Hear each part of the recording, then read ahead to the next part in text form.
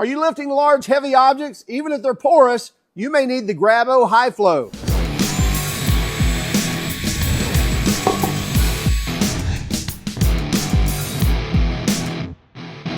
Now, you may have seen the GRABO vacuum lifter before. It's really built a name for itself in several different industries. Very handy tool. But this is the GRABO High-Flow. It offers you the ability to lift heavier things and even more porous things as well. Let's take a closer look what we get in the entire kit. Today we have the GRABO 9000. No, not really. It's not the 9000. It's the GRABO High-Flow, and this is a vacuum lifter. Let's go ahead and get this out of the box. I usually don't do unboxing, but it seems to me we're doing more and more of it. But just kind of showing you pretty good packaging on this, and this is the way it comes as well. So out of the box in a nice carrying case, carrying bag, so you can discard the box but still have everything you need right there in the package. Now, this is much more than just the regular GRABO vacuum suction lifter, even though that definitely still has its place. But when you look at something porous like this big paver right here that weighs north of 55, I think it's like 56 pounds, something porous, something rough, the surface is rough, it's got a porous design, a regular suction lifter, a suction cup's just not going to stick on there, and it's going to release and cause some problems. And even the regular GRABO is not going to seal that well on this, not providing a good lift. Much different here on the high-flow version. Let's get it out, take a look. Again, very nice case here, dual zippers, so we can unzip this lid here. And we got things in the lid, and we got things in the body itself. Not wanting to bore you to death, but at the same time, I want to give you a bird's eye view or a direct view of how everything comes and how it's packaged. So this is a cord, I believe, for the charger for the batteries. And open this up right here. This is the charger. So easily push that in, and that's going to be your charger for the GRABO batteries. I believe they're 20-volt batteries. This is the main body that provides the vacuum. So this is the actual vacuum and the vacuum plate. Everything Velcroed in nice and tight. And with the vacuum, you also get a vacuum plate. This is their, I believe, 300 series vacuum plate, max lifting capacity. Actually, the max lifting capacity is like 220 pounds, but the working load limit or working something limit, I think they call it the working load limit, is actually 150 pounds, which is basically a 2/3 ratio or 2 to 3 ratio of the max. So yeah, here you can see safe lifting is 3 PSI, and that's a max of 150 pounds. But actually in their testing, they were able to lift 220 pounds with this suction plate right here. So this is an addition to the actual vacuum, and we'll pull these apart here in one moment. And we get some other additions right here. Looks like some, I believe these are filters for the actual vacuum to keep crud, because you're working out of dust and debris. You don't want that getting into the vacuum itself. And then you also have a remote switch here because we've got some additions to the vacuum plate or to the actual vacuum, and that's living right here. So we go over to this side, we release the Velcro strap here, and now you can start seeing the handle and everything else. Again, packaged very nice. We've got some pins here, we'll pull those out. Looks like a T-handle, looks like a square tube. And then underneath here, now we have the batteries. So it does come with 2 batteries. You do not need 2 batteries. You just have one to operate it and an extra. Looks like we got a full charge there. It's because we charged it. Don't know if we need these things, but let's go ahead and get them out. And then we even have a strap as well. And I believe this is an extra. Yeah, this is basically an extra seal that goes on the actual suction plate. So we can get back to that if we need it. And by the way, I think the strap is just for the actual box that you store it in. So now you've got a shoulder strap for it. And it is very well built, by the way. It's pretty heavy just by itself. Now we have a nice instruction manual right here, but I'm actually not going to open that and just see if we can kind of figure this thing out on our own. First, let's, do the nice peel. There we go. Everybody wants to see that. Get that off, and let's throw a battery on here. And I'm assuming this is the go button. This is the go button. Let's hold the go button. Maybe that's not the go button. Yeah, we've got power. Oh, I'm just going to pull the trigger.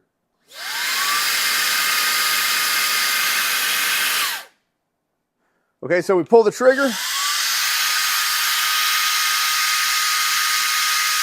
Vacuum is on. I'm getting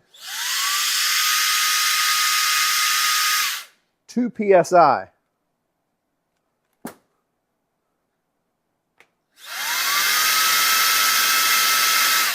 From our phone, 2.3 psi. Now, okay, so it looks like the safest is 3, then 2.5. 2 is getting into caution. Up here on the regular vacuum, 3 is good. 2. Same there as well.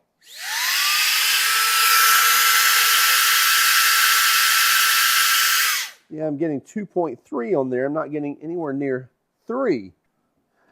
Let's pull these pins. That's pretty cool, by the way. Looks like when they pull back, they lock. Push that button, it releases them. But pull it back, they lock into place. And now we can lift off our vacuum. Now we can get to the filter, but it doesn't come with a seal. That seal stays on here, so it's not usable like that. You have to have a seal around here, which we do not have with the kit. So let's get it back on the suction plate.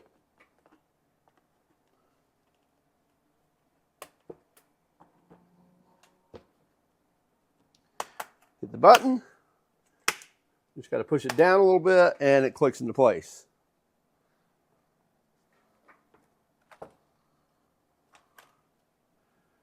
Again, let's go again.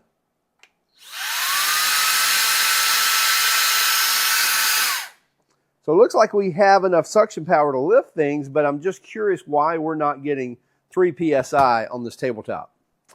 So we did a little reading in the manual, and here's what we got. So when we pull the trigger, right here is our battery indicator.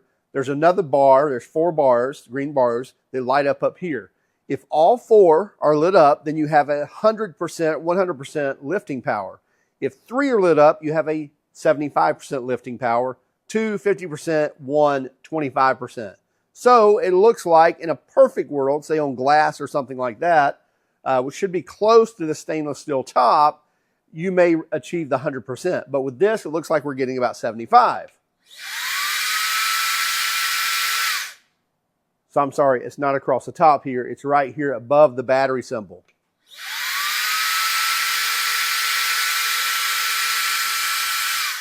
So we're getting 3 bars. So if 75% lifting power of 150 pounds, we still should be above 100 pounds lifting capacity with just 3 of those bars lighting up. And by the way, this pump displaces like 1.5 cubic meters per minute, or 1,500 liters per minute, which seems to be a lot of air movement or vacuum power, if you will, especially from a little handheld 20-volt powered vacuum. And we're getting to that suction pretty quick. By the way,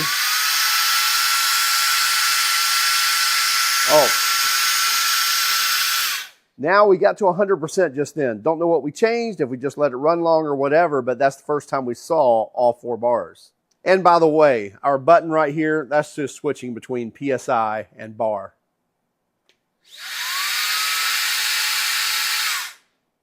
I'll switch it to bar. So that's all our button is doing here. Not a power button, but just the switch between the PSI reading or the bar reading.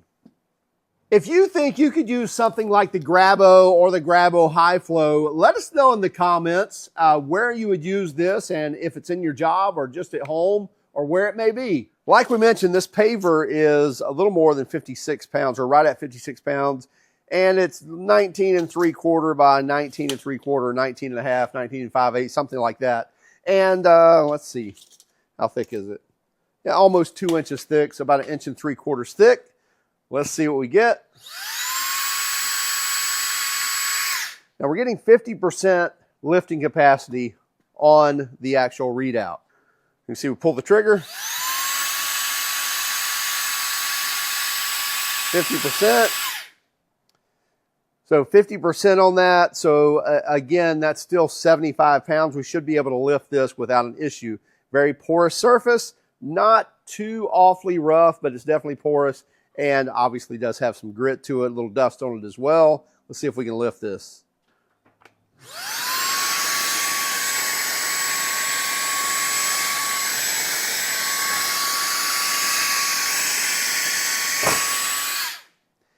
Yeah, not a problem lifting it. Little strain on the arm, reaching over like that and pulling that up. Pull it again. Let's remove it, stick it on there. So you can see within a couple of seconds of throwing that on there, 1001, 1002. Within 2 seconds, I'm able to lift that. So it's not like you're having to wait a long time. Again.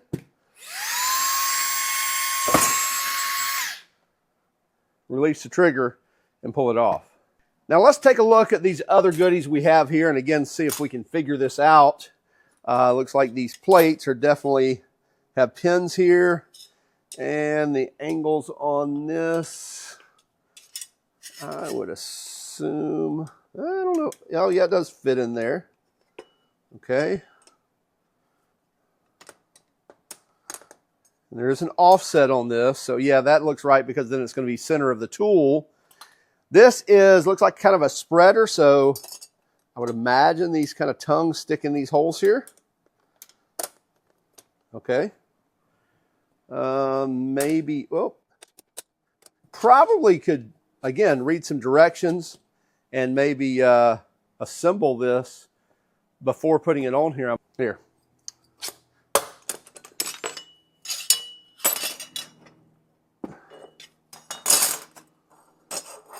Let's see here. So I think this goes like this and like this. And there we go. Okay, so then we have holes here. Looks like these pins. I'm gonna go through here. Let's see something here. I have 2 holes down here, only 1 up here, but that's just no fun. Yeah, there we go. And there's 2 holes lining up.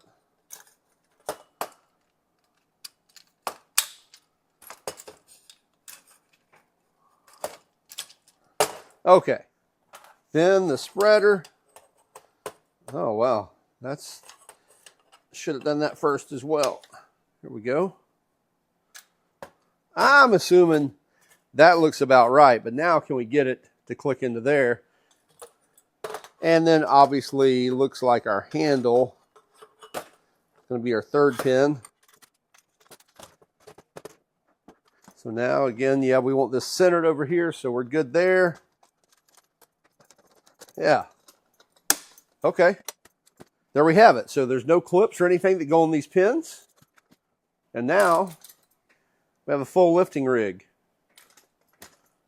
But before we would have done that, I would assume we take the remote button here. And there's a little 1/4 turn knob right there. Line up with these pins. And it looks like the notch goes to the opposite side there. And then turn that blue ring a 1/4 turn. That locks that into place. There we go. And this button here looks like this strap goes through here and locks onto there. Then we can tighten it up, and it's even got a little notch that holds it on that handlebar, which by the way, looks like you can mount the button over here too, where it's forward or behind you, wherever you want it. So it's kind of notched right here and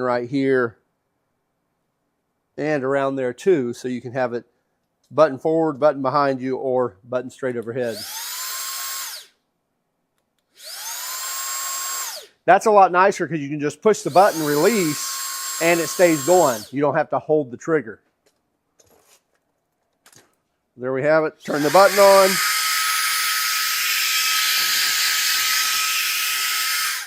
Much nicer. Now here's what I was talking about with the button. Taking the strap off right here, and there are little tongues or whatever, little blocks sticking out right here, and there's notches right here in the steel. So you can mount it here, you can mount it here, or on the opposite side right here as well. So several different options. I think it makes the most sense just to hook it up here on the top side, and then you want it nice and taut. So tighten it up, and then again push it on and push it off. So it's not a momentary like the trigger. It's on and off. So here we've got the paver on the ground. Push the button. Getting 50%. Makes it much easier to hold this.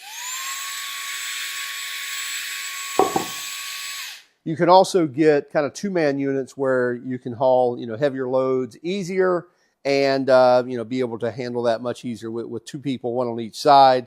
But this handle system, this remote button, just makes it easy, especially landscaping and hardscaping stuff. Walk up, hit the button, carry it away wherever you want to.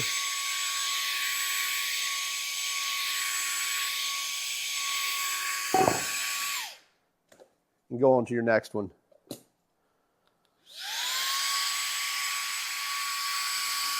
Now, if you've watched this long, then you probably want to know the pricing. Well, pricing on this whole kit is $600. So you have $599. I think maybe I've seen it a few bucks cheaper, but for the most part, you're looking at $600. And it comes with everything we've seen so far. The carrying handle, the actual GRABO vacuum lifter, the 300 suction plate, as well as the extra seal, the extra filters, the 2 batteries, the charger, the case, all the things that we saw in this video is included in that $600. So yes, pretty steep price tag. At the same time, really nothing else in the industry that's going to be able to do or accomplish what it can do at this point. So great unit. Very surprised at how much airflow you're getting on this, how quickly we get the suction power. Wish that maybe we could have achieved a little higher suction power on it, but that may be just what it is. With the pore surface, you're going to get 50%, which still gives you a lifting ability of 75 plus pounds, and they're basically saying that it'll go more than that, but they're in a sense it's not a safe lift other than 50%. If you're getting 2 bars, that's 50% of the max. Whatever the lifting rate was, which was 150 pounds on this unit. A little higher on the 400 suction plate. We did not find pricing on the 400 suction plate. They just mentioned it in their manual and online that with the 400, you can actually bump that even higher. But again, we didn't see pricing on that or where we could get it. Maybe that'll come out here pretty soon. Check it out for yourselves. We'll have a link in the description if you're interested. You can get it on Amazon. You can get it on their website. You can get it at maybe even some of your local distributors as well that handle maybe flooring, hardscaping, things like that. So check it out for yourself. Also keep track of us on Instagram, Facebook, Twitter, and even TikTok. And if you don't mind, hit that like and subscribe button if you haven't done so already. And by all means, if you hated our video, then give us a thumbs down. But let us know in the comments why. Have a great day and keep smiling.